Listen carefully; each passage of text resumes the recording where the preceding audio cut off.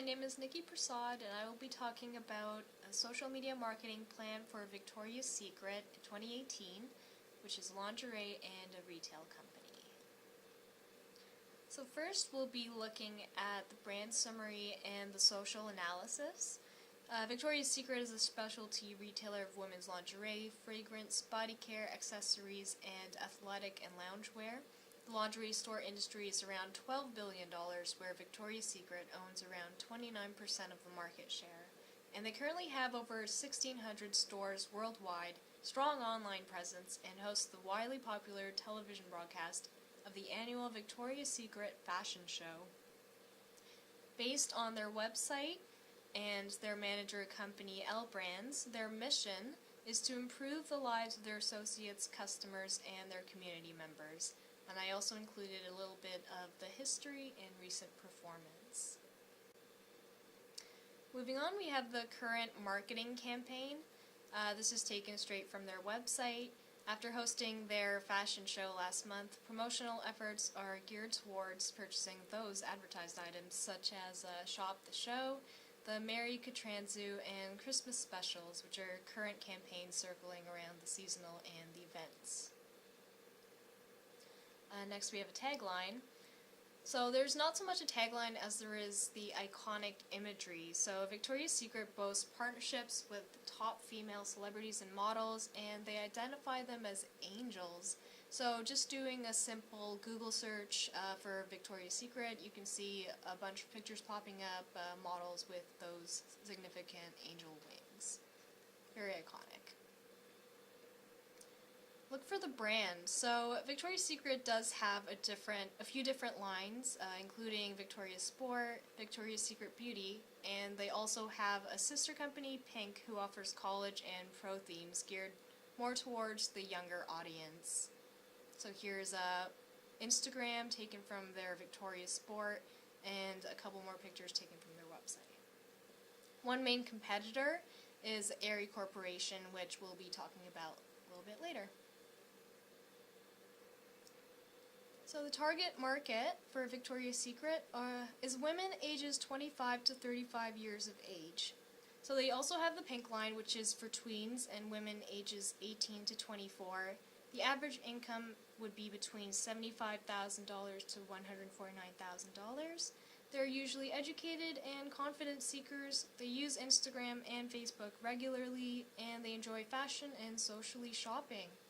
So if we take a look at the Victoria's Secret mentions, you can see the tags by users on Instagram.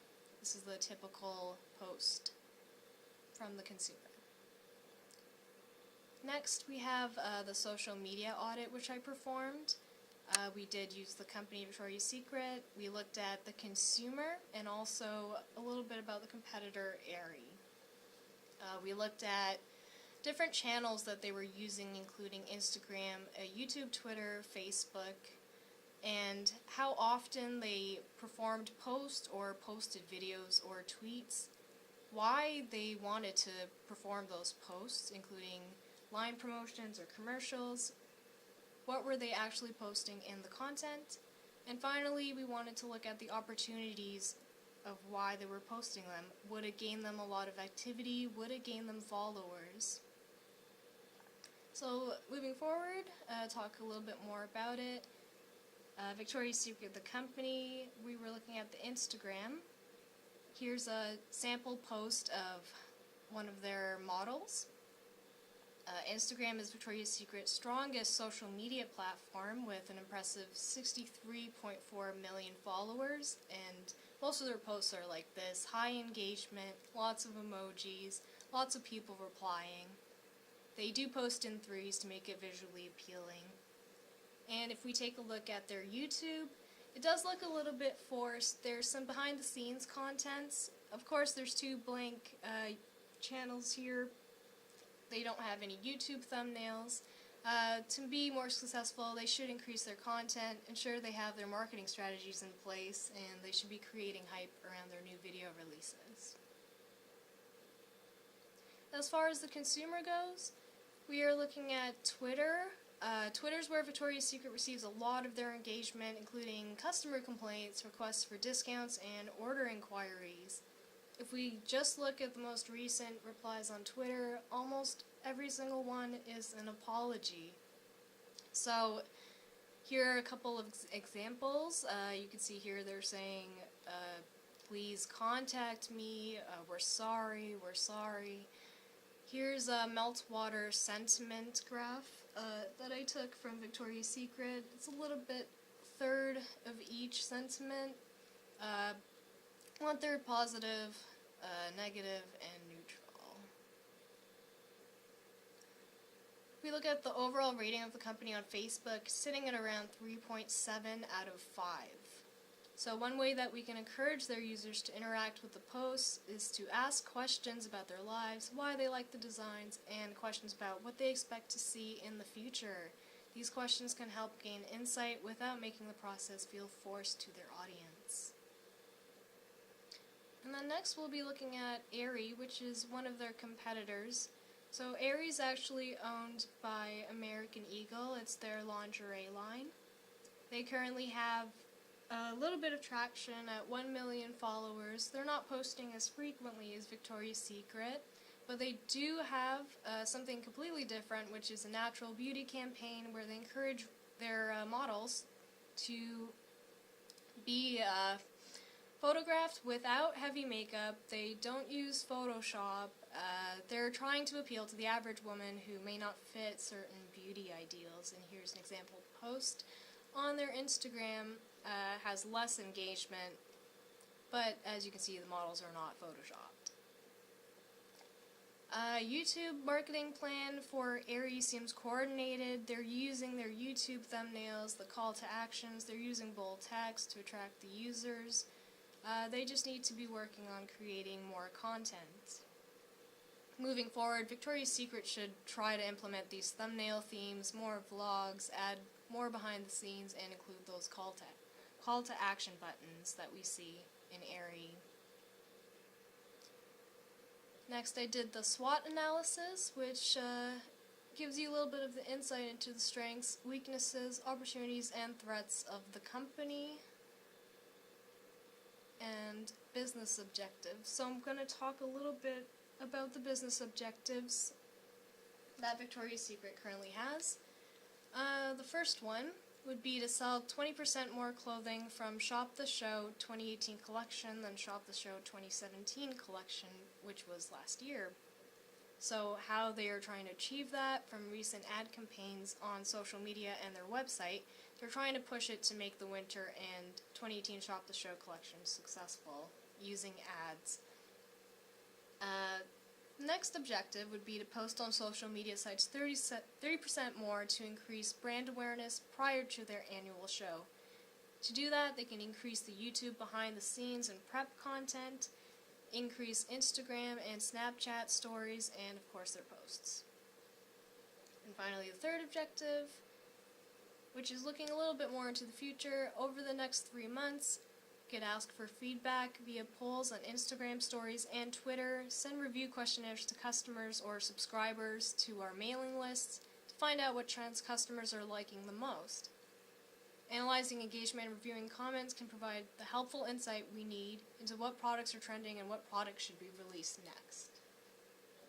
So those are all SMART objectives as well. Okay, moving on, we have my big idea.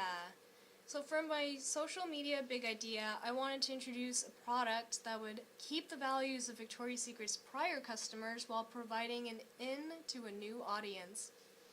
And the new audience would be transgender and plus-size women.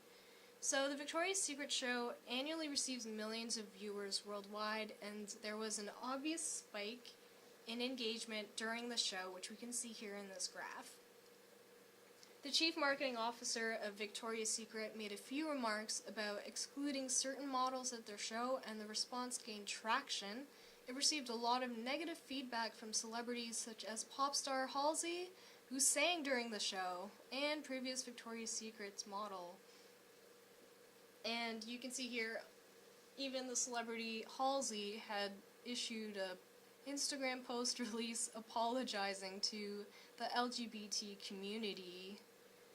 And I also included the actual quote from the chief marketing officer during a Vogue interview, which was pretty much what started all of the negative publicity. He does say, and I'm going to quote this, because the show, shouldn't you have transsexuals in the show? No, I don't think we should. Well, why not? Because the show is a fantasy. It's a 42-minute entertainment special. That's what it is. So that really stirred people's pots and got them talking. And you can see here some celebrities spoke out, reached out to news articles, or news companies that posted negative articles about them, and there's another spike here around December 4th. Engagement boosts. I took a few screenshots from their Facebook. The Facebook comments are, again, not very positive right now. Definitely need some brand repair. Again, I'm trying to introduce the Victoria's Secret versus the LGB-friendly clothing. So I'm trying to introduce it to give them credence to their apologetic message. It'll include iconic rainbow-colored themes, accessories. Major fashion icons and transgender influencers will perform photo sets with the clothing to promote equality, gender diversity, and hopefully a change in stigma.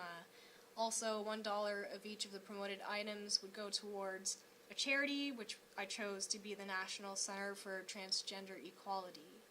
And regardless of the outcome, I think the creative colors and promotional efforts will probably sell the clothing. It could be one of their top sellers. It could be used as classics or their favorites.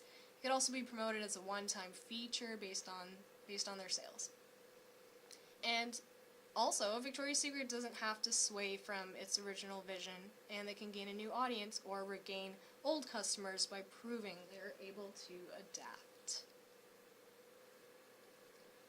Moving forward, I just did a little bit more explanation of the campaign in a social media story.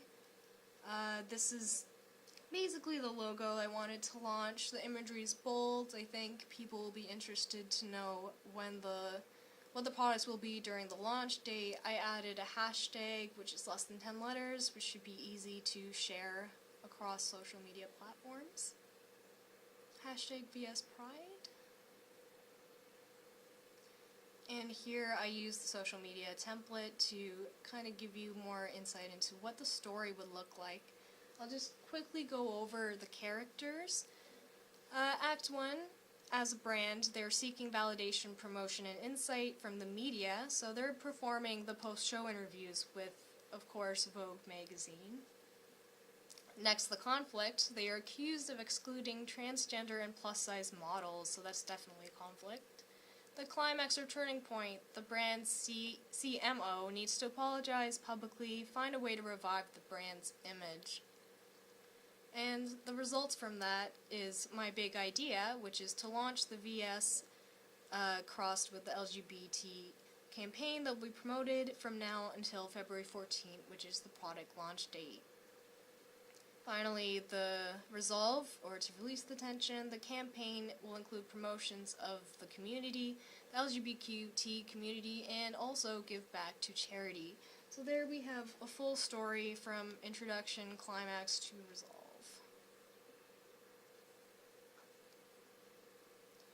My promotional efforts, of course, will go towards Twitter, Instagram, and Facebook. Twitter definitely has a lot of engagement.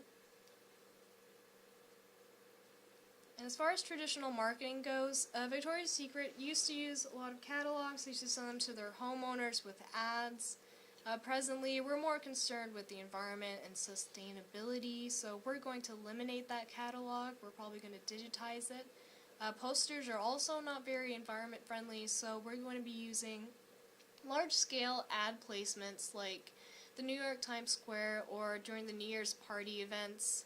We're going to try to place our ads there or our models.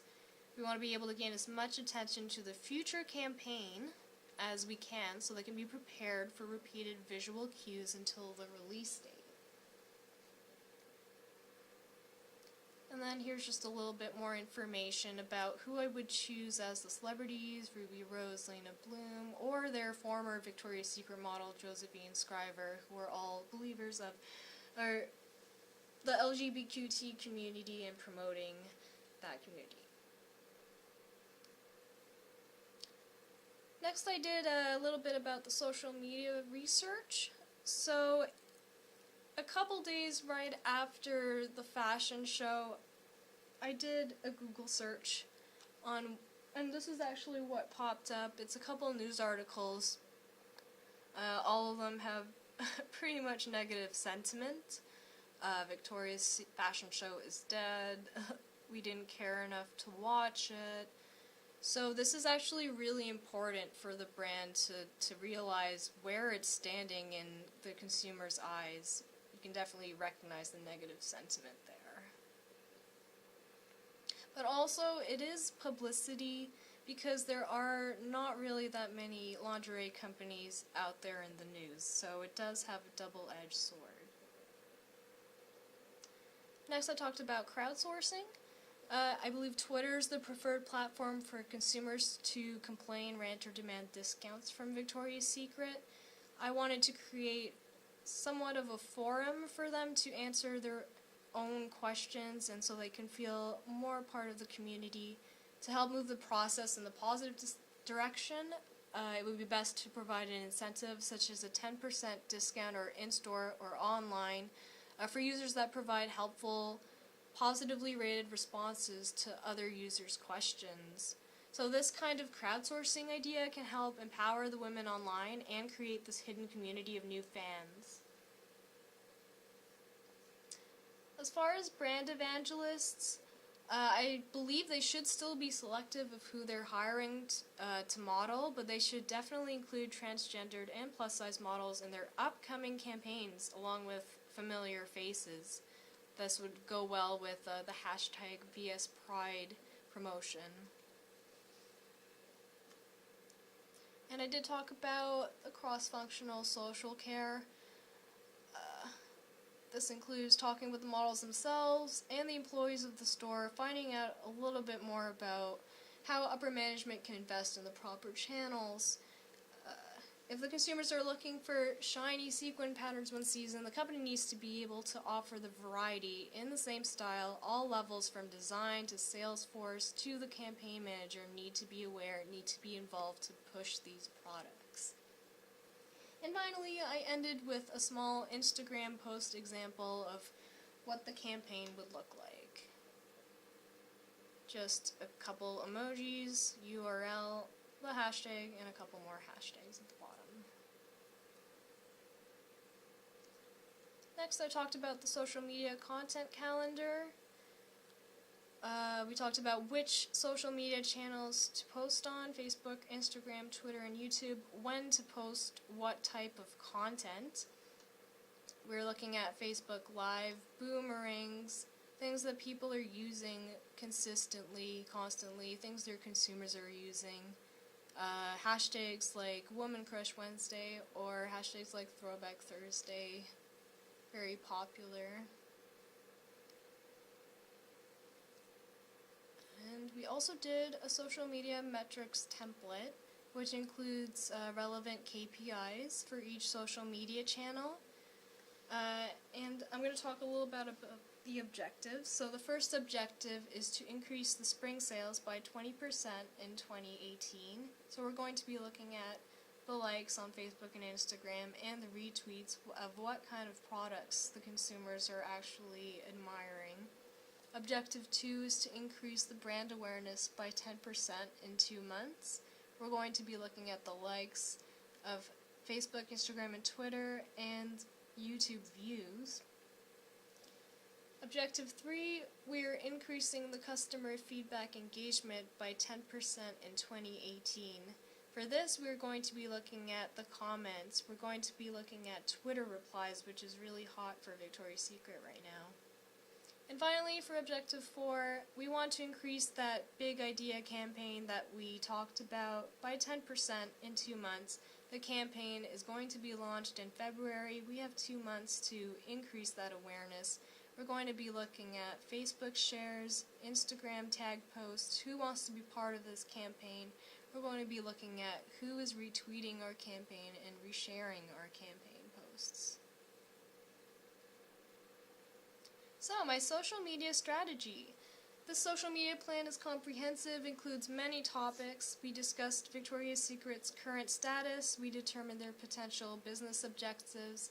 We also conducted a social media audit, which provided insight on which platforms were performing well, what challenges to overcome. We listened to the voice of the consumer. We came up with a big idea that aligns consumers' LGBTQT beliefs with our brand vision. We also discussed which social channels to remove due to inefficiency and which were the best channels to promote the campaign. Finally, we talked about how we could use crowdsourcing, top celebrities, and our social care plan to promote the campaign. Altogether, gaining insight from different facets of the social side of a company can help hone your product and company's vision to better align with customers' needs. Being able to accept change and steer brand behavior and sentiment into a positive light can help expand your target audience and keep both employees and customers happy. And then I just have the appendix at the very end. So thank you so much for listening. I hope you enjoyed the video. Thank you.